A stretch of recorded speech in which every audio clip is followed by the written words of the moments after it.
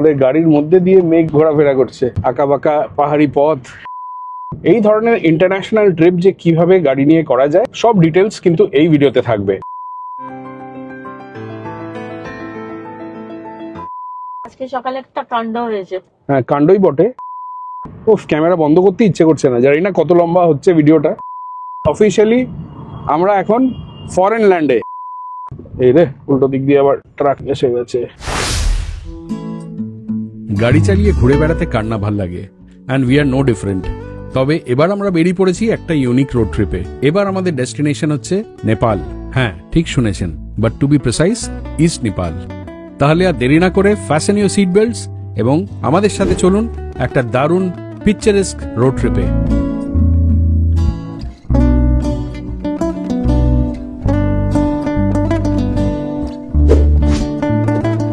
এখন বাজে 8:10। আমাদের ব্রেকফাস্ট কমপ্লিট এবং আমাদের কালকের এখানে রাত্রে স্টে খুব ভালো ছিল। বাই দ্য ওয়ে, যারা এর আগের ভিডিওটা দেখেননি, আমরা ছিলাম বাগডোগরার অরবিট হোটেলে। এয়ারপোর্ট থেকে খুব বেশি দূরে না, এটা আপনারা মেক মাই ট্রিপেই পেয়ে যাবেন। আমাদের থাকার এক্সপিরিয়েন্স, এখানে খাওয়া দাওয়া সবই ভালোই ছিল। আমাদের এখন প্যাকিং কমপ্লিট, আর এবার আমরা বেরিয়ে পড়বো ফর আওয়ার নেক্সট ডেস্টিনেশন। এই হোটেলের একটা বিরাট বড় প্লাস পয়েন্ট হচ্ছে এরকম সিকিউর একটা বিরাট বড় পার্কিং এরিয়া। গাড়ি ধোয়া কমপ্লিট, চকচকে গাড়ি, রেডি ফর দ্য ড্রাইভ। আমরা স্টার্ট করে দিয়েছি আমাদের হোটেল থেকে। এবার আমরা সোজা যাব এখান থেকে নকশাল বাড়ি হয়ে পানি ট্যাঙ্কি। তো পানি ট্যাঙ্কি থেকে আমরা আর একটু এগিয়ে গিয়ে সেখানে থাকবে মেচি ক্রসিং, ভীষণ সুন্দর রাস্তা। তো এইখান থেকে আমাদের টোটাল বলছে অ্যারাউন্ড 66 কিলোমিটার পড়ছে ফর কান্যাম, আর টাইম দেখাচ্ছে অ্যাপ্রক্সিমেটলি 1 hour 50 minutes, মানে অলমোস্ট 2 ঘন্টা ধরেই চলতে পারেন। তো এখন বাজে 8:25। অ্যারাইভেল টাইম এখন পর্যন্ত রয়েছে 10:20। আজকের একটা দারুণ এনজয়েবল একটা রাইড হতে চলেছে এবং এই রাইডে অনেক কিছু নতুন জিনিস আমরাও এক্সপিরিয়েন্স করব, আপনাদেরকেও সাথে সাথে দেখাবো। এবং এই ধরনের ইন্টারন্যাশনাল ট্রিপ যে কিভাবে গাড়ি নিয়ে করা যায় তার সব ডিটেলস, কি কি ডকুমেন্টেশন লাগে, কোথায় কি পারমিটস লাগে, সব ডিটেলস কিন্তু এই ভিডিওতে থাকবে। সুতরাং এই ভিডিওটা কিন্তু পুরোটাই দেখবেন উইদাউট স্কিপিং। আশা করি অনেক ইনফরমেশনই দিতে পারবো। এখানে ফিউয়েল রয়েছে একটু কম, হাফ ট্যাঙ্কের থেকে একটু বেশি রয়েছে। তো যেহেতু নেপাল যাচ্ছি, তো এখানে ফিউয়েলের কি ব্যাপার স্যাপার ওইসব ঝামেলায় কিছু যেতে চাই না। তো বেসিক্যালি ইচ্ছে আছে কাছাকাছি আশেপাশেই কোথাও একটা গাড়ি আবার ফুল ট্যাঙ্ক করে নিয়ে চলে যাব, সো দ্যাট এখান থেকে পাহাড় থেকে নামা অবধি আর আশা করি ফুয়েলের অ্যাডিশনাল কোনো রিকোয়ারমেন্ট না থাকে। আরেকটা গুড নিউজ হচ্ছে, কালকে আমরা যখন কলকাতা থেকে শিলিগুড়ি এসেছিলাম তখন কিন্তু আমাদের যে এন্টারটেনমেন্ট সিস্টেমটা রয়েছে এটা পুরো বন্ধ হয়ে গেছিল, খারাপ হয়ে গেছিল, কোনোভাবেই চলছিল না এবং রিভার্স পার্কিং ক্যামেরাও ডিটেক্ট করছিল না। তো thankfully it is back now. আশা করি এটা আর কোনো প্রবলেম হবে না। রাস্তাটা কিন্তু ভীষণ সিনিক। এই হোটেল থেকে বেরিয়ে হয়তো 5 মিনিটও হয়নি, আর রাস্তার পাশে দুই ধারে কিন্তু এই ধরনের চা বাগান।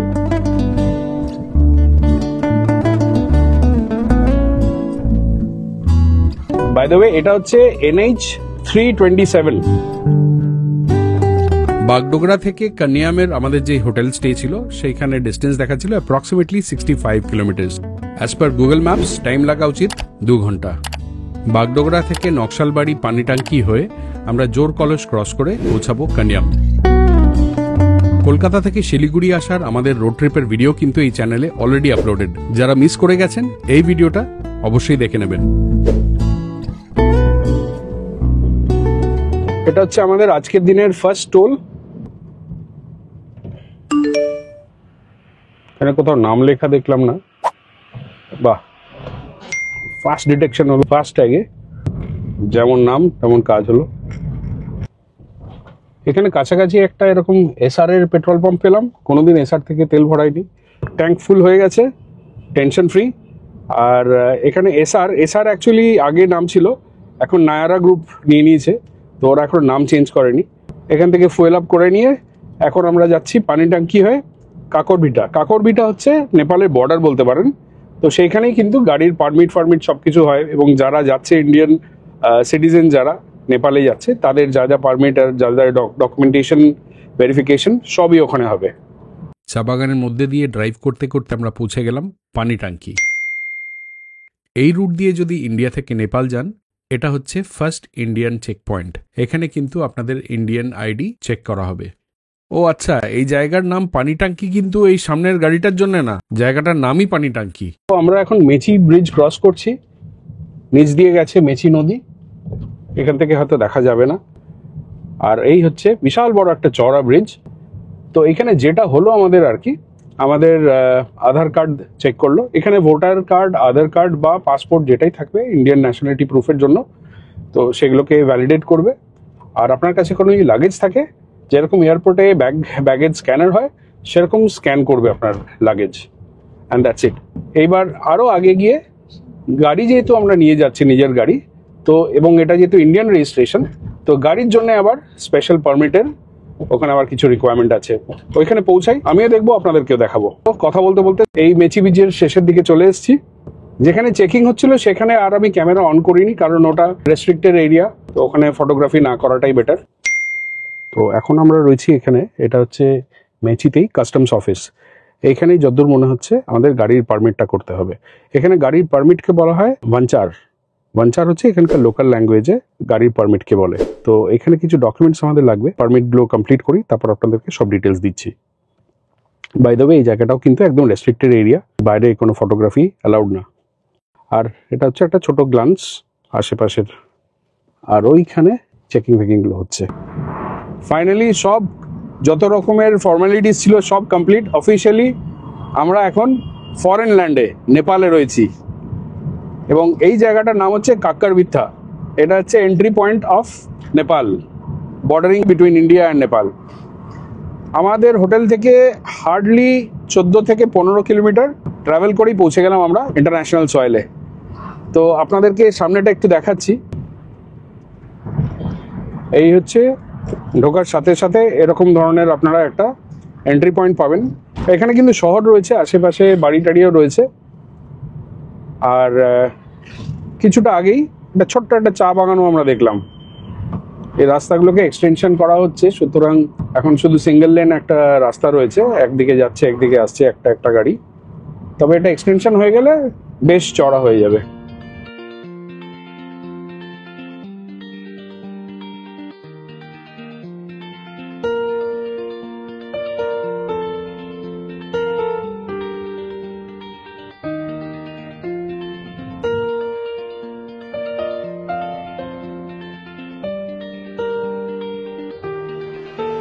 এখান থেকে আমরা এবার রাইট সাইড নেব, মেচি হাইওয়ে। এটা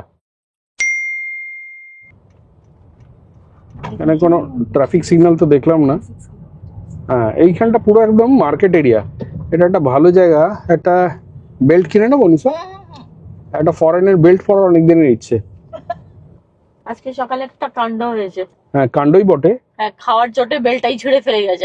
আমার এতদিনের ওয়াফাদার বেল্ট, এতদিনের রিটায়ারমেন্ট সেলফ ডিক্লেয়ার করে দিয়েছে, একদম প্রাণ ত্যাগ করেছে। তো সুতরাং আমার এখন বেল্টহীন হয়ে ঘুরছি, বেল্টলেস। তো ইচ্ছে আছে এবার একটা ফরেন বেল্ট কিনবো। তো নেপালে এখন ঢুকেই গেছি, একটা ফরেনের বেল্ট নিয়ে নেপাল ঘুরি। আমি ফরেন আপেল খাবো।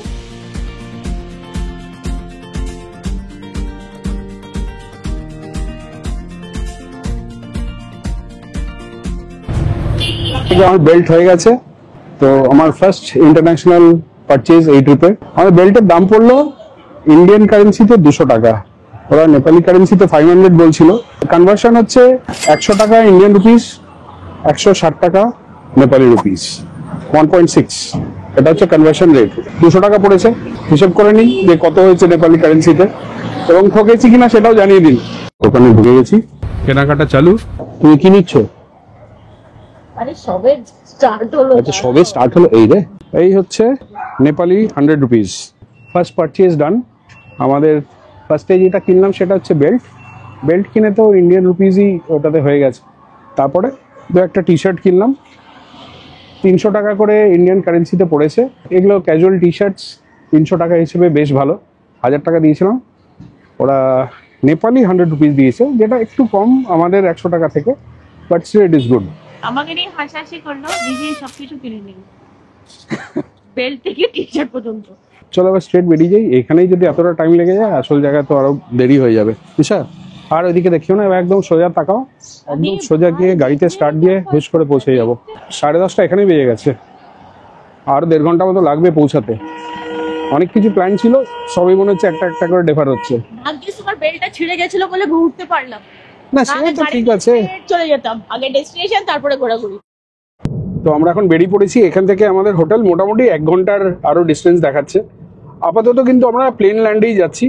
রাস্তাঘাট খারাপ না, রাস্তাঘাট ভালো, চারিদিকে এরকম বেশ গ্রিনারি রয়েছে, ছোট ছোট কিছু বাড়িও রয়েছে, সুন্দর একটা ড্রাইভ। রাস্তায় মাঝে মাঝে একটুখানি প্যাচওয়ার্ক রয়েছে, বাট মাঝে মাঝে আবার খুব ভালো স্ট্রেচও আসছে। কিছুক্ষণের বাদেই হয়তো আবার আমরা হিল ক্লাইম্ব শুরু করব। তার আগে এই ধরনের সুন্দর সিনারি এনজয় করতে করতে আমরা এগিয়ে যাই। এখনো আমরা কাকারভিতা এরিয়াতেই রয়েছি। আমরা যেখানে যাব কানিয়াম, ওটা হচ্ছে নেপালের ইলাম ডিস্ট্রিক্টে। সেইখানে গিয়ে কিন্তু আমাদের আরো কয়েকটা ফর্মালিটিস লাগবে, যেরকম আমাদের এখানের নেপালের রোড ট্যাক্স দিতে হবে, যেহেতু গাড়ি নিয়ে এসেছি। তো গাড়ির কি কি লাগলো বা কি কি ডকুমেন্টেশন লাগলো, কত টাকা লাগলো, পারমিট, সবই আমি বলছি। একটা ভালো জায়গা দেখে দাঁড়াই, তারপর আপনাদেরকে সব ডিটেলস দিচ্ছি। আপাতত ফোকাস অন দ্য রোড, অন্য কিছু ভাববেন না। পিওর মৌরি, মাউথ ফ্রেশনার, মুখে মাউথ ফ্রেশনার, আর সামনে রয়েছে মুড ফ্রেশনার। দারুণ, যত ভালো রাস্তা তত ভালো ওয়েদার। এক ফোঁটা রোদ তো নেই, একটা দারুণ ওয়েদার। এখন টেম্পারেচার কত হবে বাইরে? এখন 22 ডিগ্রি সেন্টিগ্রেড দেখাচ্ছে। তাহলে বুঝতে পারছেন এই প্লেনসে যে 22 হয়, একটু উপরে যখন উঠবো ওয়েদারটা কিন্তু আরো প্লেজেন্ট হয়ে যাবে। এই আমাদের চড়াই শুরু হলো।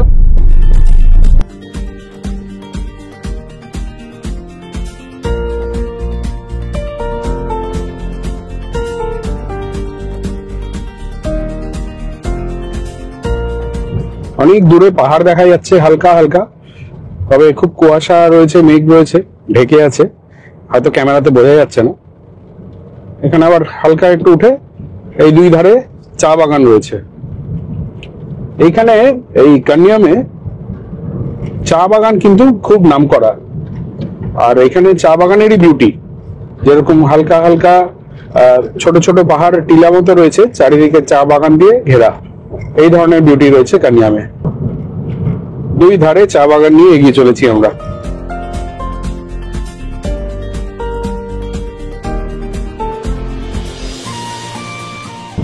এবার যত এগোবো এই আশেপাশের ঘরদোর লোকজন আরো কম হয়ে যাবে এবং এটাকে রিপ্লেস করবে উইথ ন্যাচারাল বিউটি।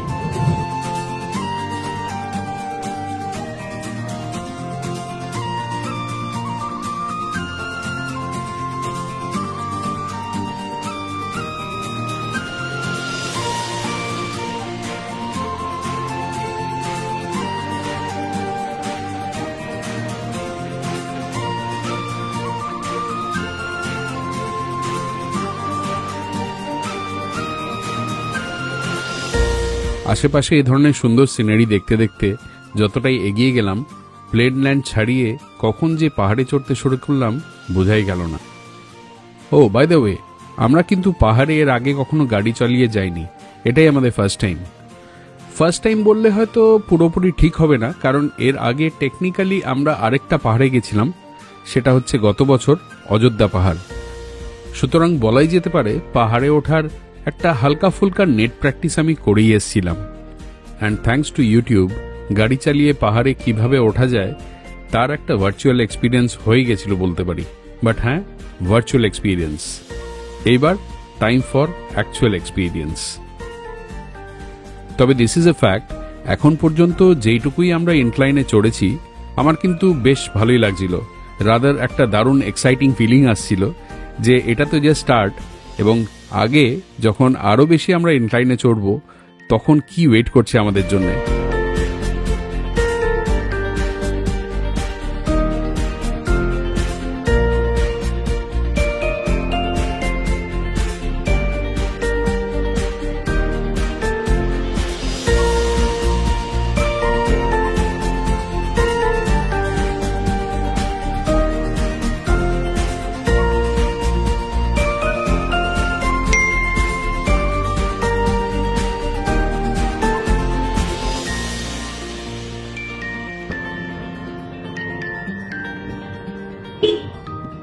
আবার একটা হেয়ারপিন বেন্ড।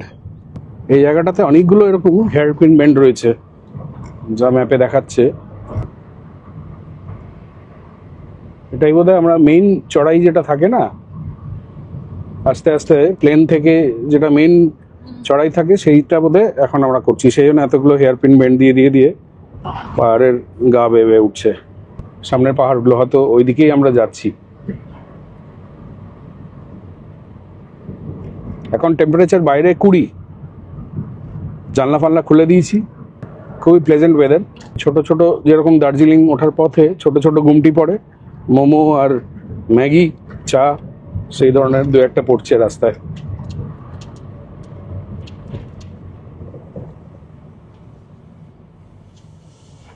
বাবা, ফার্স্ট টাইম দেখলাম এরকম ড্রপ।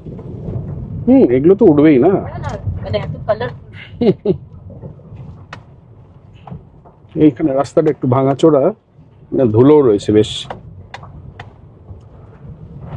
ফার্স্ট আর সেকেন্ড গিয়ার এর মধ্যেই পুরো খেলা, তার থেকে বেশি তোলার কোনো সিনই নেই।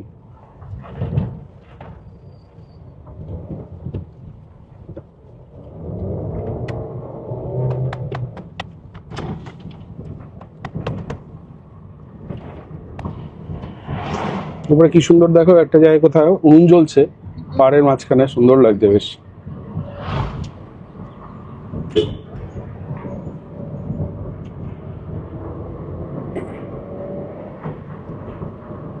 এখানে আবার একটা শার্প টার্নার্সের সব হেয়ারপিন বেন্ড প্রচুর রয়েছে এখানে। উপর থেকে একটা গাড়ি নামছে, মারুতি অমনি বেরিয়ে গেল, আর আমি ফার্স্ট গিয়ারে চড়ে যাচ্ছি। বাহ, বেশ লাগছে বেশ লাগছে। এইসব জায়গাগুলোতে বসতে পারলে ভালো হতো, কিন্তু এত সময় নেই।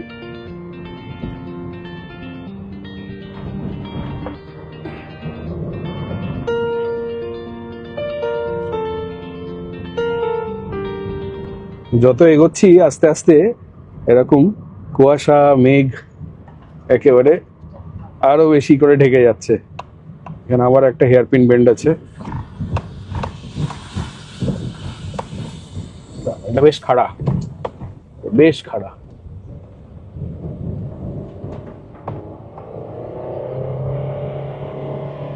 সামনে এখন পরপর অনেকগুলো হেয়ারপিন বেন্ড রয়েছে, আশা করি এরকমই গ্রেডিয়েন্টে থাকবে। রাস্তা ক্রস করছে মেঘ, এটা কুয়াশা না, এটা মেঘই আর কি। এখন যা হাইটে আছে এখানে কুয়াশা আর মেঘ সব মিলেমিশে এক।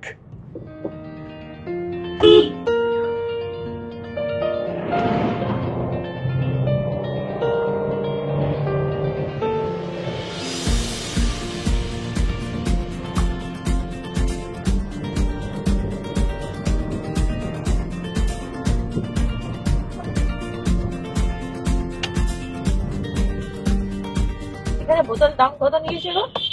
বোতলের দাম মানে? বিসলেরি। তাই বলো, তুমি পুরোটা ক্লিয়ারলি বলো, বোতলের দাম ফাম জিজ্ঞেস করো না। বিসলেরি বোতলের দাম কত? 20। আরে তো ঠিকই আছে। বিসলেরি তো ছিল না, ওটা কি একটা অ্যাপেক্স ফ্যাপেক্স কি একটা লোকাল কিছু হবে। হ্যাঁ সে ঠিক ছিল। না না, আমাদের জল কি কিনতে হবে? তো কিনতে হলে বলে দাও। এখন তো আছে তো? জল আছে। ঠিক আছে। ও পুরো মেঘ একেবারে হুড়মুড় করে নিচে থেকে উপরে উঠছে। জানি না কতটা ক্যাপচার হচ্ছে আমার অ্যাকশন ক্যামেরাতে, তবে আমরা কিন্তু চোখে দারুণ সিন দেখছি।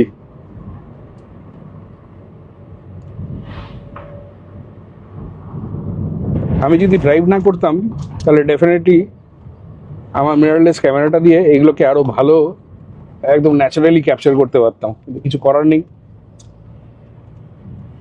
এই অবস্থাতে আমি আর ক্যামেরা হ্যান্ডেল করতে পারবো না,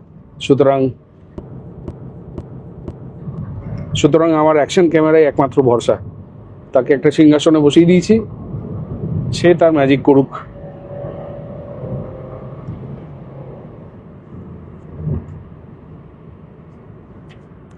আবার একটা শার্প বেন্ড আসছে, হর্ন দিয়ে দিলাম। শার্প বেন্ড মানেই হচ্ছে অনেকটা আবার হাইট বাড়বে, সুতরাং সেকেন্ড গিয়ার থেকে ফার্স্ট গিয়ার। আবার ব্যাক টু সেকেন্ড গিয়ার। খারাপ লাগছে না, বেশ ভালো লাগছে, এক্সাইটিং, খুব থ্রিলিং লাগছে।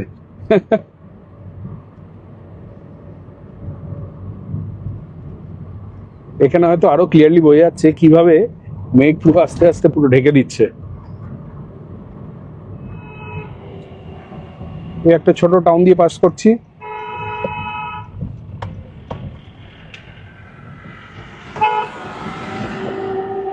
যাওয়ার কথা মানে সবাই খায় যায়, ওটাই হচ্ছে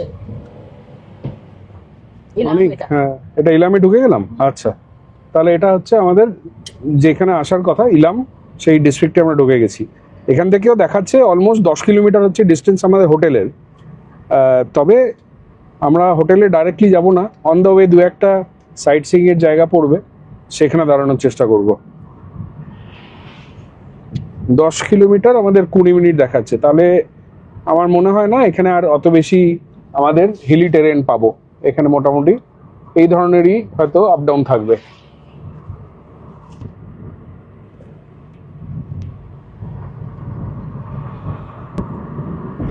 ইলাম 48 কিলোমিটার কোথায়? লিখেছে, ইলাম 48 কিলোমিটার। তাই তো লিখেছে। তাহলে বললে ইলাম ঢুকে গেছি। তো আছে তো, প্রশ্ন তো সব ইলামের লিখেছে। আচ্ছা,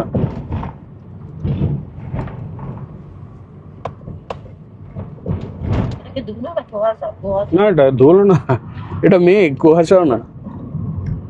আমাদের গাড়ির মধ্যে দিয়ে মেঘ ঘোরাফেরা করছে, এক জানলা দিয়ে ঢুকছে আরেক জানলা দিয়ে বেরোচ্ছে।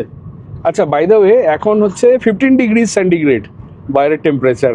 ও দারুণ দারুণ, ঠান্ডা ঠান্ডা ভাব, হেভি লাগছে।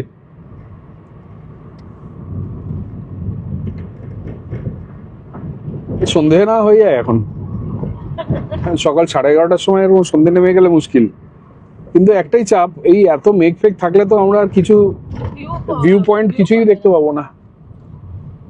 এই জন্য বলে একটু যদি হালকা একটু বৃষ্টি হয়ে যেত তাহলে হয়তো তারপর ক্লিয়ার হয়ে যেত নেক্সট ডে।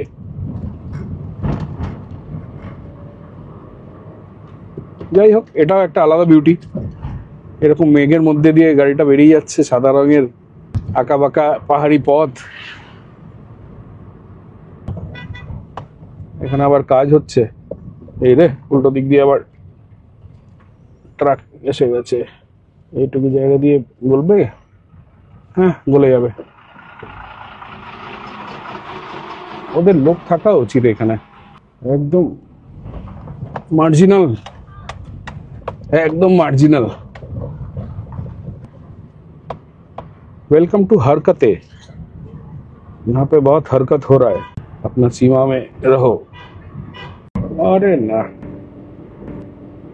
এই দেখো আমাদের হোটেলের একটা অ্যাডভার্টাইজ, এই দেখো একম একম হোটেল, হ্যাঁ কানিয়াম 3 6 কিলোমিটার अहेड লেখা আছে। আমি বোর্ডে দেখছি নিচে 3 কিলোমিটার, আমার এখানে ম্যাপে দেখাচ্ছে 7.1 কিলোমিটার। ও ক্যামেরা বন্ধ করতে ইচ্ছে করছে না, জানি না কত লম্বা হচ্ছে ভিডিওটা, তবে আমরা যেরকম এনজয় করছি আশা করি আপনারাও এনজয় করতে পারছেন।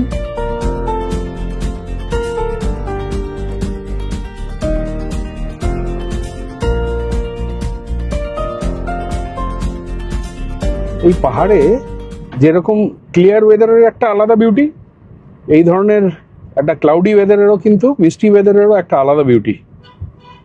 আচ্ছা, এখানে আমরা একটু দাঁড়িয়েছি, কিছু রিফ্রেশমেন্টস নেব আর আশেপাশে একটু ঘুরে দেখব। তার আগে আপনাদেরকে একটা ইম্পর্টেন্ট ইনফরমেশন দিয়ে রাখি। তো এইখানে যারা আপনারা গাড়ি নিয়ে আসবেন, গাড়ি নিয়ে আসতে কিন্তু যদি ইন্ডিয়ান রেজিস্ট্রেশন হয় তাহলে কিন্তু কিছু পারমিটসের ব্যবস্থা আপনাদেরকে করতে হবে। আমরা যখনই ঢুকলাম নেপালে, ফার্স্ট মেচি রিভারের যেই ক্রসিংটা ছিল সেখানে আমাদের আধার কার্ডটা চেক করা হলো, আর যাদের কাছে লাগেজ আছে লাগেজটাকে স্ক্যান করা হলো।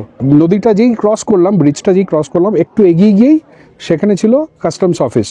সেখানে আপনাকে যেতে হবে যদি আপনি গাড়ি নিয়ে আসেন। গাড়ির জন্য কি দরকার? অরিজিনাল গাড়ির রেজিস্ট্রেশন কপি বা আরসি বুক। রেজিস্ট্রেশন যেন কপি বা জেরক্স না হয়, এটা কিন্তু অরিজিনালি শুধু চলবে। তার এগেনস্টে আপনাকে ওরা একটা ফর্ম ফিল আপ করে আপনাদের কাছে দেবে। চার্জ হচ্ছে 600 Nepali rupee per day, which translate to 375 Indian rupees. যেহেতু আমরা আজ এসছি এবং কাল ফিরবো, আজকে রাত্রে এখানেই থাকবো, সেই জন্য দুদিনের আমাদের পারমিট করতে হলো। যার জন্য আমাদের কস্ট পড়লো 750 ইন্ডিয়ান রুপিস, মানে 1200 টাকা নেপালি রুপি। এর সাথে যে ফর্মটা আপনাদেরকে ইস্যু করছে তার জন্য কিন্তু 30 রুপিসের চার্জ রয়েছে। আর ভেতরে গিয়ে আপনারা কাউন্টার 2 এবং কাউন্টার 3-তে এক জায়গায় স্ট্যাম্প করবে, আরেক জায়গায় পেমেন্ট করে স্ট্যাম্প করে আপনাকে দিয়ে দেবে। ওই কাগজটা কিন্তু ভীষণ ইম্পর্টেন্ট, কারণ এখানে যেখানেই চেকিং হবে আপনাকে ওই কাগজটাকে দেখতে চাইবে। ওইখানে আরেকটা ইনফরমেশন আমাকে দিল যে এখানে নাকি কোথাও একটা আবার নেপালের রোড ট্যাক্সও দিতে হবে, that will be around 320 rupees. এখন পর্যন্ত যেটুকু আমরা এসছি সেরকম কিছু দেখিনি, হয়তো আগে গিয়ে সেটা দিতে হতেও পারে, যদি হয় সেটা আপনাদেরকে জানিয়ে রাখবো। আমরা জাস্ট হোটেল থেকে বেরোলাম, এখানে পুলিশ আবার দাঁড় করালো, দাঁড় করিয়ে যেটা ভাঞ্চার ছিল সেটাকে দেখলো, করে বললো রোড ট্যাক্স দিতে হবে। তো কালকে আমাদের যখন পারমিট হচ্ছিল তখনই বলে দিয়েছিল এ ধরনের রোড ট্যাক্স দরকার পড়বে। তো ওরা প্রপার পার্চি কেটে ইন্ডিয়ান রুপিস 320 টাকা রোড ট্যাক্স নিয়েছে।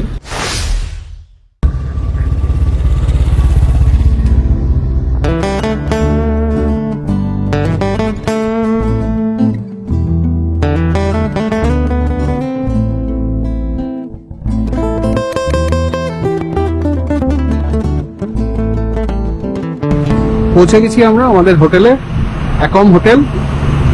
এখানে সামনে বিরাট বড় পার্কিং রয়েছে আর একদম মেন রাস্তার ওপরেই।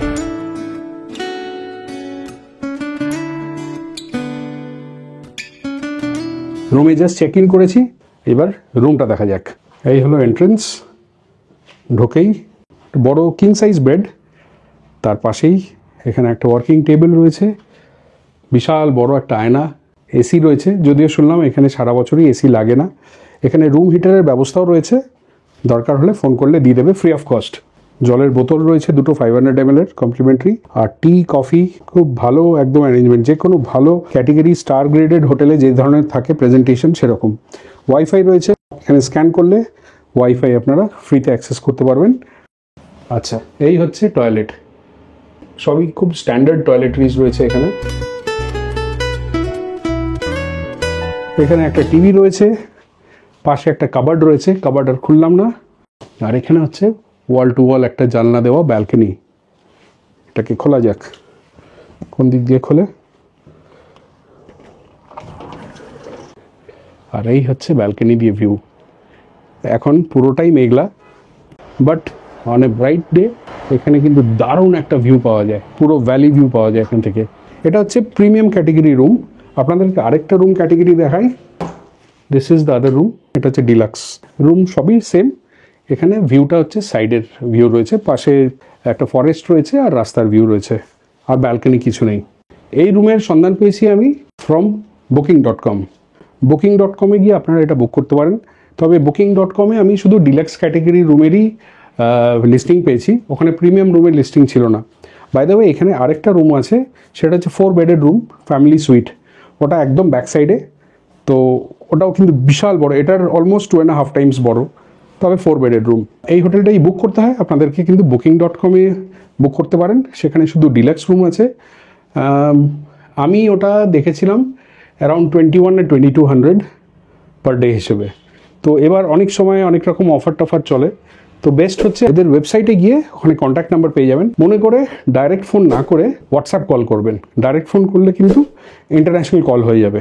সেখানে কিন্তু এই রুমটা ওনারা অফার করবেন, প্রিমিয়াম রুম। তো প্রিমিয়াম রুমটা ইন্ডিয়ান রুপিসে পড়েছে 2800 টাকা ইনক্লুসিভ, আর এর সাথে ব্রেকফাস্টও ইনক্লুডেড। সামনে তো এই ভিউ, আর নিচে বিরাট বড় পার্কিং রয়েছে, আমার গাড়ি নিচে দাঁড়িয়ে আছে, একদম সিকিউর পার্কিং। এবং এখানে কিন্তু পাওয়ার ব্যাকআপও আছে, যেরকম আমি দেখালাম, এই সামনেই রয়েছে, একদম সাউন্ডলেস জেন সেট রয়েছে। So finally and of the video. তো ভিডিওটা এন্ড করার আগে কিন্তু কয়েকটা ইনফরমেশন আপনাদেরকে না দিলে ভিডিওটা ইনকমপ্লিট থাকবে। ফার্স্টলি, এই যে ট্রিপটা প্ল্যান করা হয়েছে নেপাল আসার জন্য আপনাদেরকে, ইনফ্যাক্ট নেপাল বর্ডারের কথা বলছি, শিলিগুড়ি থেকে ম্যাক্সিমাম আপনার 10 থেকে 15 কিলোমিটারের মধ্যেই আপনারা নেপালের বর্ডার টাচ করতে পারবেন। নেপাল আর ইন্ডিয়ার টাইম জোন কিন্তু ডিফারেন্ট, এটা একটু মাথায় রাখবেন। নেপাল 15 মিনিটস ইন্ডিয়ান টাইম থেকে এগিয়ে আছে। নেপালি কারেন্সি নিয়ে বলে দিই, ইন্ডিয়ার 100 টাকা, নেপালের 160 টাকা। আচ্ছা, এবার আসার জন্যে গাড়ির 375 রুপিস পার ডে হিসেবে ধরবেন। যদি আপনারা সেম ডে এসে সেম ডেই ব্যাক করে যান তাহলে 375, আর আমাদের মতো যদি ওভারনাইট থাকেন নেপালে, আজ এলেন কালকে যাবেন, তাহলে কিন্তু 2 দিনের আপনাদেরকে পারমিট করাতে হবে। আচ্ছা, এর সাথে আপনারা যেই ঢুকবেন আপনাদের কাছে যেন ভ্যালিড কিছু আইডেন্টিফিকেশন থাকে যেটা আপনার ইন্ডিয়ান সিটিজেনশিপ প্রুভ করতে পারে। প্লাস আপনাদের কাছে লাগেজ থাকলে আপনাদের লাগেজ কিন্তু স্ক্যান হবে। আর আরেকটা জিনিস বলি, শীতের যে কোনো টাইমে আপনারা আসতে পারেন, স্টার্টিং ফ্রম অক্টোবর টু জানুয়ারি ফেব্রুয়ারি। আকাশ কিন্তু ক্লিয়ার থাকার চান্সেস অনেক বেশি। এই পুরো যে ভিউ, যেটা এখানের যে এত বড় ভ্যালি ভিউ এবং চা বাগানের ভিউ, সেটা কিন্তু পুরোপুরি উপভোগ করতে পারবেন ওই সময়। এছাড়া মার্চ, এপ্রিল, মে এই সময়টাতেও কিন্তু ভীষণ ভালো ওয়েদার। বর্ষাকালটা একটু অ্যাভয়েড করে এলে ভালো হয়, আদারওয়াইজ বর্ষাকালেও কিন্তু একটা আলাদাই রূপ নেয় যে কোনো পাহাড়ি জায়গা। এর ছাড়া যদি আর কোনো কোয়েশ্চেন থাকে কমেন্ট করে জানাবেন, আমি সেগুলো সব উত্তর করার চেষ্টা করব। ওকে, আরেকটা ব্যাপার, ইম্পর্টেন্ট জিনিস হচ্ছে নেটওয়ার্ক কানেক্টিভিটি। আপনার ইন্ডিয়ান সিম যখন আপনারা নেপালে নিয়ে আসবেন, কাক্কারভিটা ক্রস করার সাথে সাথেই কিন্তু আপনার সিমের টাওয়ার গায়েব হয়ে যাবে। যতক্ষণ নেপালে থাকবেন আপনার কোনো কানেক্টিভিটি থাকবে না। আপনারা চাইলে এখানে লোকাল সিম অ্যাভেলেবেল রয়েছে, মোটামুটি একদিনের জন্য ওই 200-250 টাকার একটা এখানে প্রিপেইড সিম পাওয়া যায়, সেটা চাইলে নিতে পারেন। আমার মতে না নেওয়াই বেটার। কিছুটা সময় যদি ডিসকানেক্টেড থাকা যায় সেটার মজাই আলাদা, যেটা আমরা করছি। আমরা কেউই সিম নিইনি, আমাদের হোটেলে ওয়াইফাই রয়েছে, তো এখানে কানেক্ট করে যা দরকার, যেইটুকু দরকার আমরা ইন্টারনেটের ইউজ করতে পারি। আর আরেকটা জিনিস হচ্ছে, যদি আপনাদের ইন্টারন্যাশনাল রোমিং অ্যাক্টিভেটেড থাকে, মনে করে সেটা আপনারা অন্তত ডেটাটাকে ডিঅ্যাক্টিভেট করবেন বিফোর এন্টারিং নেপাল, না তো আমাদের মতো কেস হবে। দুজনের কাছেই মেসেজ চলে এসেছিলো, ইন্টারন্যাশনাল আমাদের রোমিং অ্যাক্টিভেটেড ছিল। এর আগে যখন আমরা একটা ট্রিপ করেছিলাম তখন থেকে ইন্টারন্যাশনাল রোমিং যেটা বেসিক প্যাক সেটা অ্যাক্টিভেটেড ছিল। আর বেসিক প্যাক থাকলে যা হয়, যেই ওটা দেশের বাইরের নতুন নেটওয়ার্ক পায় সেখানে অ্যাক্টিভেটেড হয়ে যায়। আর ডেটার জন্য কিন্তু প্রচুর আপনাকে বিল চলে আসতে পারে, তো সেই জন্য আপনারা অন্তত ডেটাটাকে অফ করে নেবেন। তো আমাদের আজকে টোটাল টাইম যেটা লাগলো, অ্যাপ্রক্সিমেটলি আমাদের ম্যাপ অনুযায়ী দেখাচ্ছিল 2 ঘন্টা লাগার কথা। 60 কিলোমিটার্সের আশেপাশে, আমার এক্স্যাক্টলি মনে নেই, আমি ডেসক্রিপশানে দিয়ে দিচ্ছি। 2 ঘন্টা লাগবে, তবে 2 ঘন্টা হচ্ছে যদি আপনি চোখ বন্ধ করে চলে আসেন তাহলেই। জায়গাটা এত সুন্দর, আরও বেশি লাগবে। আর আরেকটা ইম্পর্টেন্ট জিনিস হচ্ছে, আপনারা যখন গাড়ির পারমিট করবেন সেটার জন্য একটু হাতে সময় নিয়ে আসবেন। যদি ট্যুরিস্ট সিজন থাকে তাহলে কিন্তু ওখানে বেশ ভিড় হয়, আমি শুনেছি অলমোস্ট আধ ঘন্টা 1 ঘন্টাও টাইম লেগে যায়। So coming to the end of the video, আশা করি এই ভিডিওটা আপনাদের ইনফরমেটিভ এবং এনজয়েবল লেগেছে। আর আজকের ভিডিওটা নিশাই বলেছে এন্ড করবে, এর আগে একটা মায়াপুরের ভিডিও এন্ড করেছিল, মায়াপুরের সোনার বাংলার ভিডিওটা, তো আজকেরটাও ওই বলবে। ভিডিওর মধ্যে সব ইনফরমেশনই দেওয়া হয়েছে। আশা করি যে কোয়ারিজ থাকবে না, যদিও থাকে আপনারা কমেন্টস বক্সে জানাবেন। সবই কোয়ারিজের অ্যান্সার মোটামুটি আপনারা পেয়ে গেছেন। তাও যদি কিছু থাকে আপনারা কমেন্টস বক্সে জানাবেন। ভিডিওটা যদি ভালো লাগে তাহলে লাইক অ্যান্ড সাবস্ক্রাইব করবেন। আচ্ছা, যারা অলরেডি সাবস্ক্রাইব করে দিয়েছেন তারা কিন্তু আবার নতুন করে সাবস্ক্রাইব বাটনটা হিট করবেন না, হ্যাঁ, সেটা আবার করবেন না। যারা করেননি, এই মেসেজটা শুধু তাদের জন্য। অনেকে এত ভালো লাগে তারা 2বার করে সাবস্ক্রাইব করে দেয়, ব্যাস আলটিমেটলি যেখানে ছিল সেখানেই থেকে যায়, তো সেটা করবেন না আপনারা দয়া করে। তো এনিওয়ে, এর পরের ভিডিওটাতে আমরা কান্যায়ামের লোকাল সাইট সিইং কী কী রয়েছে সেগুলো আপনাদেরকে ঘুরিয়ে দেখাবো। সেটা কিন্তু দেখতে একেবারে ভুলবেন না, কারণ যেটা আমি আগে বলেছি, কানিয়াম কিন্তু একদম দারুণ সিনিক একটা জায়গা এবং ইন্ডিয়ার এত কাছে এত সুন্দর ভিউ ভাবা যায় না। So that's it for now, see you in the next video.